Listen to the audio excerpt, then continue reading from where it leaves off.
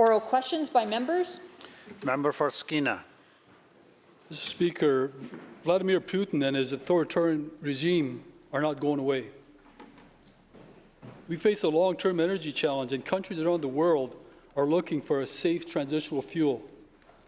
But the bottom line is they do not want to get it from Russia. BC can be a leader in this transition by providing a secure source of clean and ethical LNG. Currently, BC has multiple projects on the books awaiting for permits. Niska LNG, Woodfibre LNG, Haisla Cedar LNG, Chevron's KM LNG, Skeena LNG, Totem LNG, Port Edward LNG. You would think that a government, which owns the resource, by the way, would at a minimum have conducted an inventory on what additional capacity can be brought online. My question is to the Energy Minister. Which of these proponents has this minister called to make sure we do our part to end Russia's stranglehold on Europe's energy needs? Honourable Premier. Thank you, Thank you very much.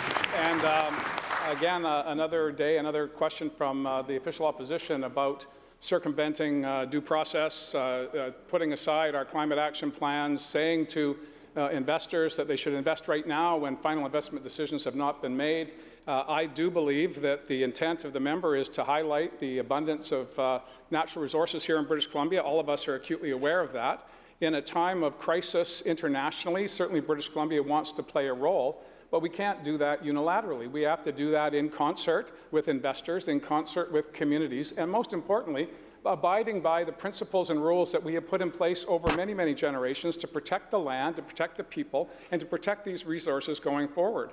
I understand that the member would want us to get our products to market in a week and a half, but that's not going to happen. It just isn't going to happen. I would suggest instead we could be collaborating on other ways to help those that are becoming refugees in Central Europe by working collaboratively with communities. I know in my community, and indeed I'm sure everyone in this House has families who are opening their hearts and their homes to those who need help. Let's focus on that. Let's focus on something real and practical for right now.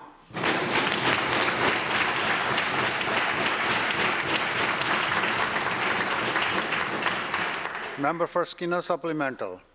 Thank you, Mr. Speaker, and I don't know where that answer came from. The question was, which of these proponents did the minister call?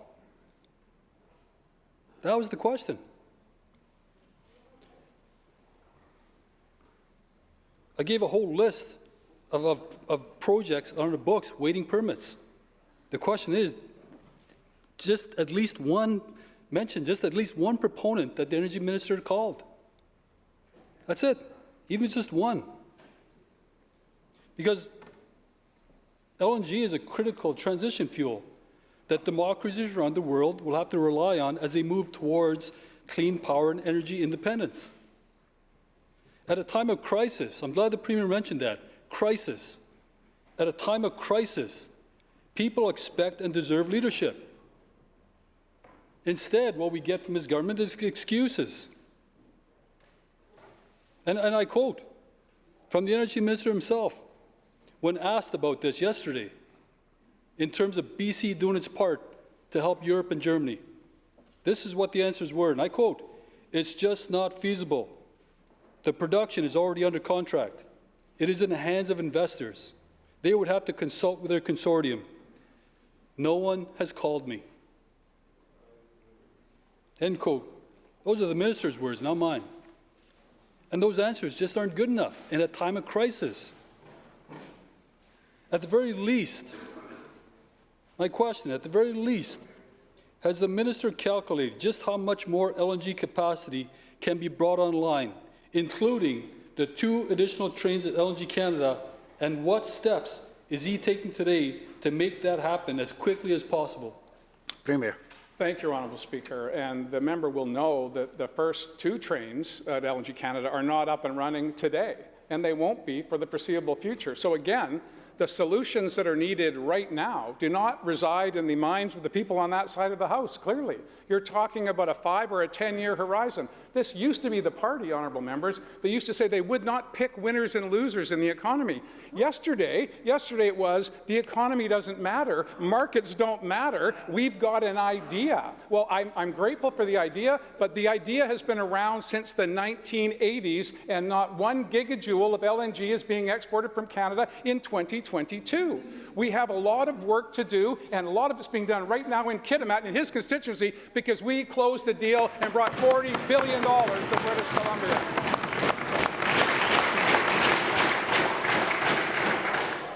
Opposition House Leader. Well, thank you very much, Mr. Speaker. The Premier talks about picking winners and losers. The official opposition, and I would hazard a guess the government, at least we would think, as well as British Columbians, they are on the side of the Ukrainians. They're on the side of the Germans. They're on the side of the Europeans. They're on the side of wanting to ensure that democracies and freedom-loving nations in this world have the energy that they need to power their economies, and that they're not dependent on a dictator and an authoritarian regime like Vladimir Putin's. Mr. Speaker, if BC doesn't show leadership, the world will be looking at more coal instead of using LNG as a cleaner, ethical, transitional fuel. Gas analysts from Wood Mackenzie say that as Russia disrupts gas supply, competition for LNG from Europe would force countries like Japan and China to burn more coal, a climate disaster. German Chancellor Olaf Scholz has started a seismic shift in German and European policy, and he says, and I quote, "Responsible, forward-looking energy policy is decisive not only for our economy and the environment, it is also decisive for our security," end quote. Germany is now accelerating the construction of 2 LNG terminals, but without more ethical LNG, Germany may be forced to run their coal power plants well past their 2030 deadline to phase them out. Mr. Speaker, that last piece is not my words. Those are the words of the German economy minister, Robert Habeck, who also happens to be a member of the German Green Party. So the question is this: will the Premier show some leadership and take some action today to provide the world with our clean, ethical LNG, or is he fine to sit idly by and watch democracies like Germany and others have to continue to rely on coal power?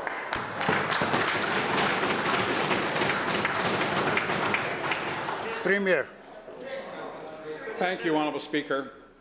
If the members on the other side want to help the Ukrainian people, they should open their wallets and make a contribution to the Red Cross. If they want to help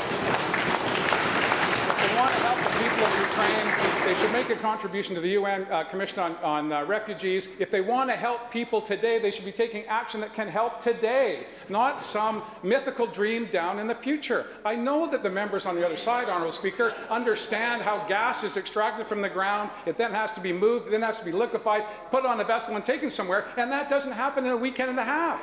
That happens over a long period of time. And I would think they would know that because they spent 10 years talking about it and didn't deliver 1 LNG plant.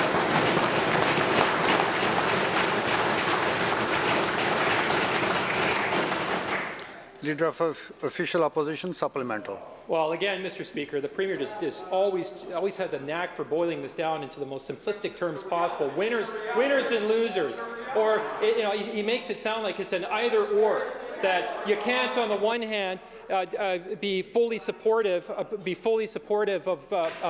providing funds to the Red Cross to support refugees and others in need. That you can't, on this, at the same time, stand up strong and say that you're not going to support anything that that serves to accelerate the invasion in Russia or by Russia in Ukraine. Members, and at the same let's token, listen to not the be question, focused on the please. future. We have European nations, allies of ours, that don't want to be dependent on Germany anymore. They don't want to be dependent on Germany today. They don't want to be on Russia. They don't want to be dependent on Russia in 3 to 5 years from now. So let's see who is stepping up. let's see who is stepping up to the plate, Mr. Speaker. The Australian Minister of Trade said, and I quote, "Australian LNG exporters are ideally placed to meet any demand that may arise globally as Australia stands ready to support our friends and allies," end quote. Liz Truss, the Secretary of the United Kingdom, says, and I quote, "We're also pushing for alternatives in energy supply so that nations are less reliant on Russia for their gas. What happens in Eastern Europe matters for the entire world," end quote. But we haven't heard any solidarity like that from this Premier or this government.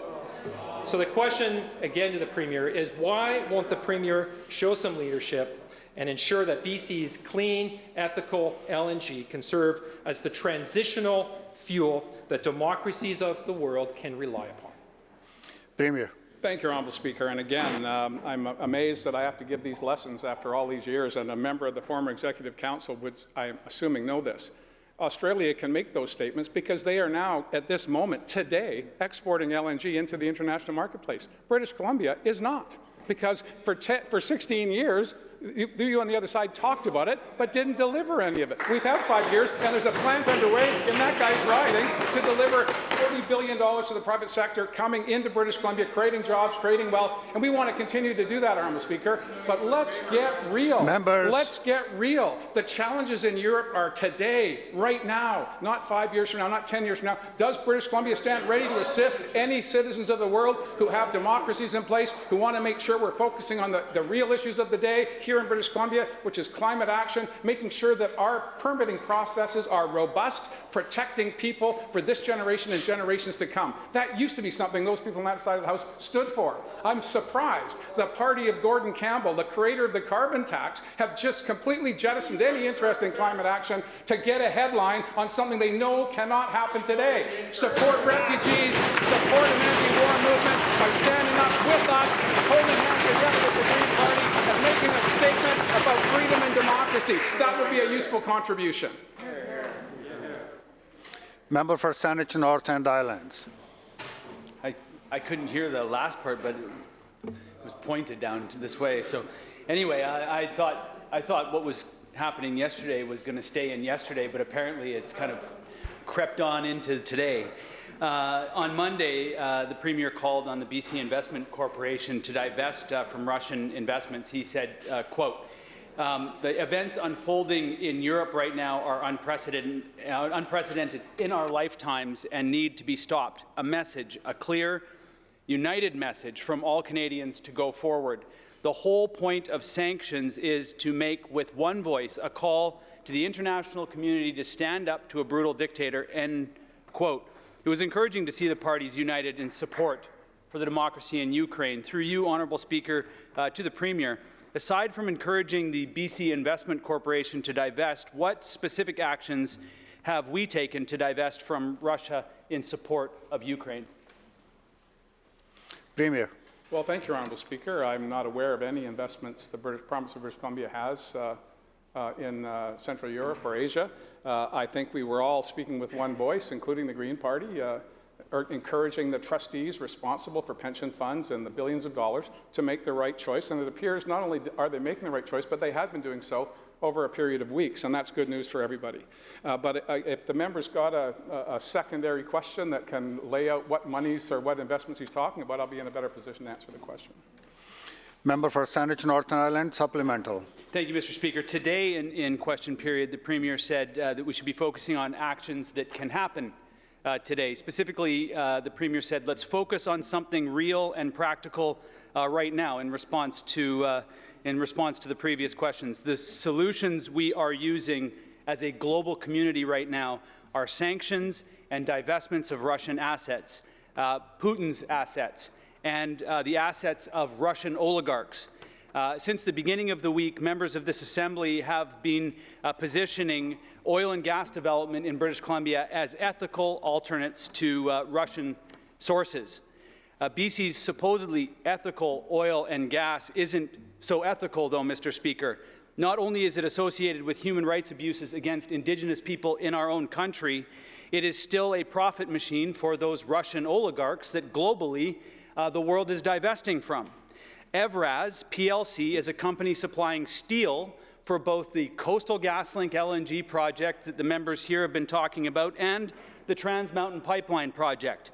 The owner, chairman, and former CEO of Evraz are all Russian oligarchs who the world is divesting from. In 2018, the United States placed on a Putin list of Russians who had benefited from their close relationships with Putin, these owners. Yes, 4 years ago, the Americans identified these individuals as dangerous.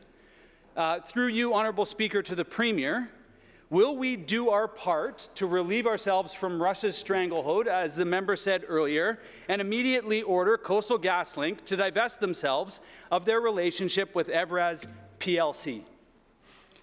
Premier.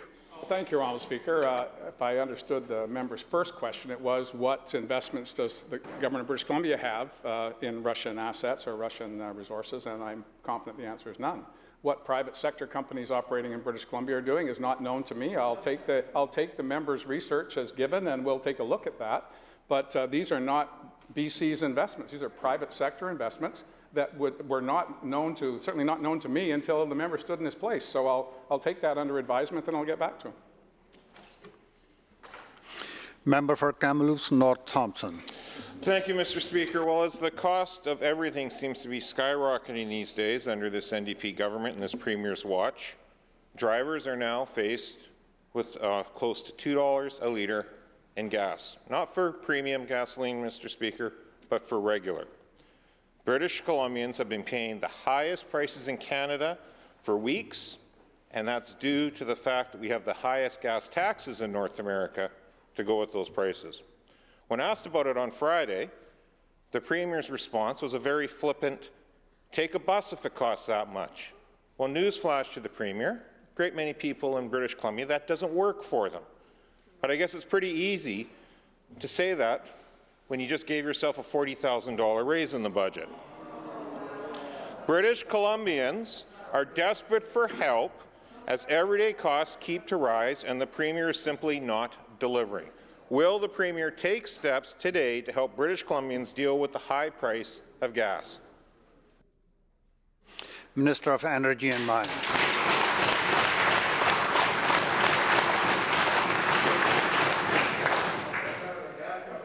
Minister. Thank you very much, Mr. Speaker. Well, there's no doubt that Russia's attack on Ukraine has completely upset and changed the global energy markets.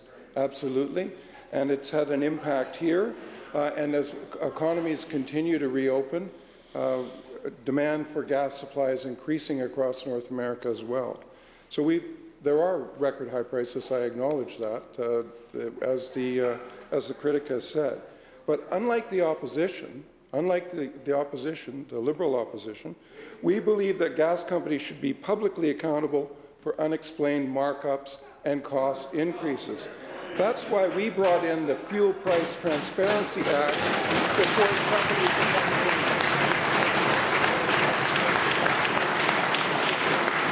to. We look forward to the BC Utilities Commission, the Energy Watchdog, reporting on expanded public reporting on the causes of higher gas prices. And in addition, let's not forget, Mr. Speaker, that we have reduced the cost of operating a passenger vehicle here in British Columbia, saving drivers $500 a year on their car insurance through lower ICBC rates.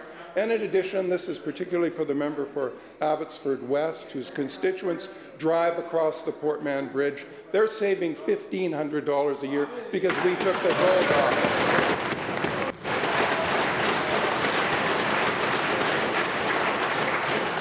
Member for Kamloops North Thompson, supplemental. Thank you, Mr. Speaker. Well, a couple quick things. We've had record gas prices before the conflict in Ukraine, and we continue to have the record and the highest gas prices in North America, despite the conflict. And the BCUC report, they were forbidden from looking at any government taxation or regulations as part of the cost pressures of gas prices.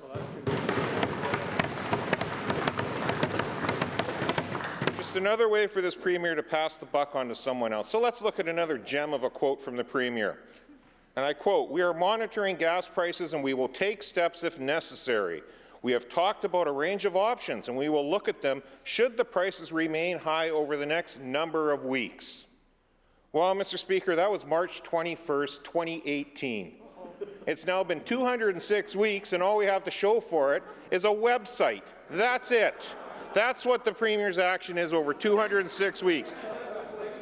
Today, on the backdrop of the Premier giving himself his $40,000 raise, Members, please under continue. that backdrop of that $40,000 raise, regular people going out to fill their minivan are paying $50 more to fill that minivan up under this Premier's watch.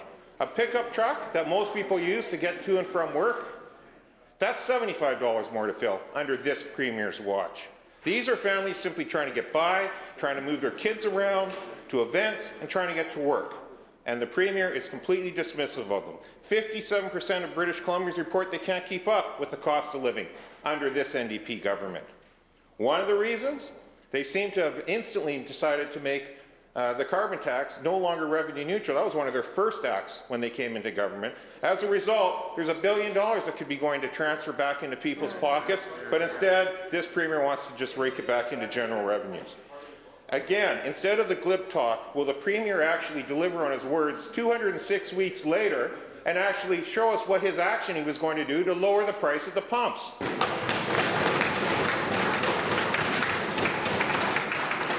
Minister of Energy and Mines. Thank you, Mr. Speaker. The planned increase in the carbon tax April 1st, a cent a litre, doesn't explain the increases that British Columbians are seeing at the pump. I know the member for Kamloops South Thompson wants to attribute the cost increases to that tax increase. It's not the explanation. And it's disappointing, and I think a major policy reversal to see the member try to argue against a measure that has proven to produce lower emissions and funds that continue investment in low-carbon innovation. But the member quoted Members will come to order. A few years ago the Premier. Let me quote the Minister of Transportation, Kevin Falcon, further back. He himself has said there's no easy solution to address rising fuel prices. Let me quote him. I don't want to pretend there's any magic solution to the fact that fuel prices have doubled in the past 12 months.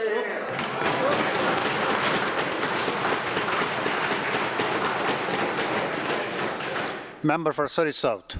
Well, thank you, Mr. Speaker. And the minister can go off on bizarre tangents, but let's remind the minister. Yeah, no, wait for it, folks. Members, let's listen to the question, please. Member for Surrey South. We're talking about the fact that the Premier's making comments, telling people to just take the bus. It shows exactly how out of touch the Premier is with how people are feeling about the cost of living under the NDP government. In Surrey today, gas costs $1.86. It's predicted to be $1.94 tomorrow. In other parts of the province, we're facing similar hikes. The Premier doesn't care. Here's Jess from Victoria. Her quote: "Some people, like those living with disabilities or immune compromised, can't handle being on a bus, or the walk to and from the stop, or the long waits at the stops, or the buses that don't come at all. Premier, you are awfully entitled if you think it's a solution to rising gas prices." End quote. What will the Premier do, besides talking, to actually help drivers? Minister. Thanks very much, Mr. Speaker. It's interesting to reflect upon the comments of the members of the opposition and the suggestions that they've offered. Clearly, as Werner Antweiler, the professor of business at the Sauder School, has said, focusing on tax increases, if those were taken away, it would simply boost the profits of the oil companies, and it would do absolutely nothing for consumers. Absolutely nothing. That seems to be the solution that's offered, but I commend the member from South Surrey has referred to it as a bizarre tangent. I commend her the words of of her leader. I don't pretend there's any magic solution to the fact that fuel prices have doubled in the past 12 months. Member for Surrey South supplemental. Well, Mr. Speaker, when asked about high gas prices last Friday, the Premier said, quote, "Everything's on the table, and I'm certainly prepared to look at any opportunity that we have," end quote. That should sound familiar to people, though, Mr. Speaker, because the Premier promised that same thing in 2018 and 2019, and here we are, years later, nothing but a website to show for it. In fact, many of my constituents under the NDP have it a lot worse. Instead of it taking 45 minutes and $240 a month in gas to drive to work at YVR, it now takes twice as long and costs $400 a month. That's almost $2,000 a year more because of NDP gridlock and the highest gas prices and taxes in North America. So, instead of posturing and ducking and weaving, can the Premier tell us specifically what he meant when he said, "Everything is on the table"? What exactly is it, Mr. Speaker, that the Premier is prepared to do? Minister. Mr. Speaker, the opposition has opposed the efforts of the government to bring transparency and defended the interests of the big oil companies to hide this information. We had a debate about the Fuel Price Transparency Act, and they opposed that. They were concerned about corporate interests rather than the interests of working families here in British Columbia.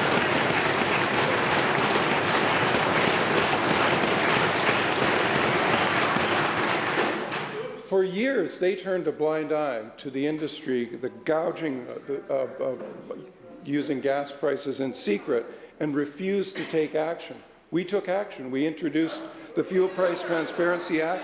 The BCUC, the energy watchdog, is working on that. Members, let's hear the answer, we will have please. solutions coming forward very soon, Mr. Speaker.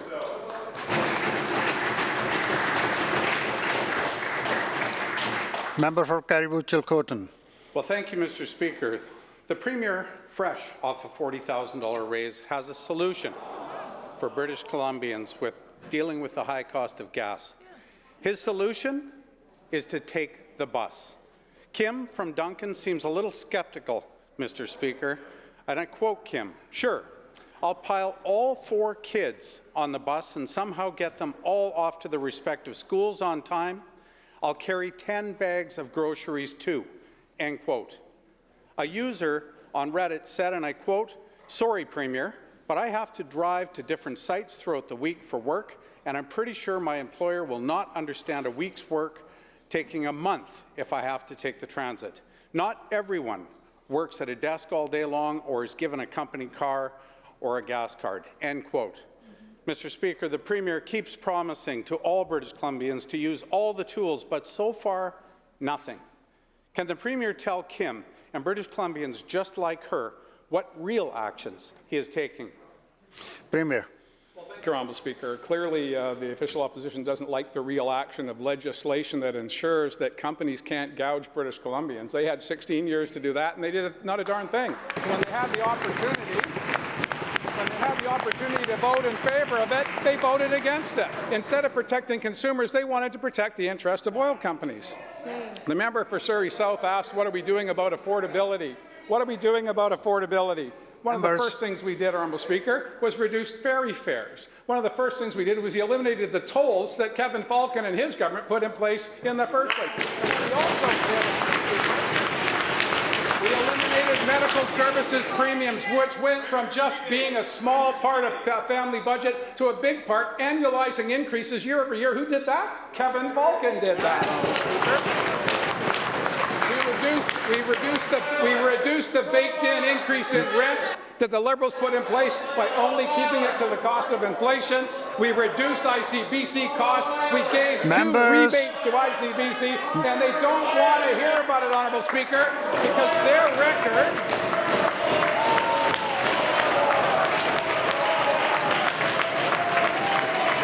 they don't want to hear about it, Honourable Speaker. Members. When British Columbians hear BC Liberals stand up and talk about affordability. They can't get out of their head. They can't get out of their head MSP, tolls. We eliminated the fees for adult basic education in English language.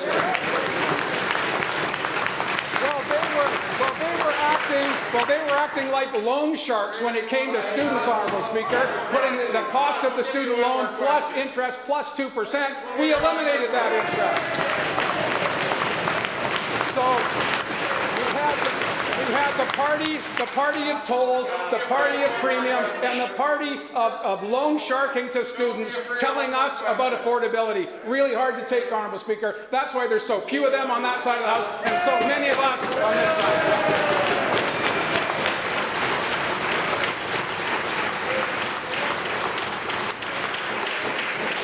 The bell ends question period.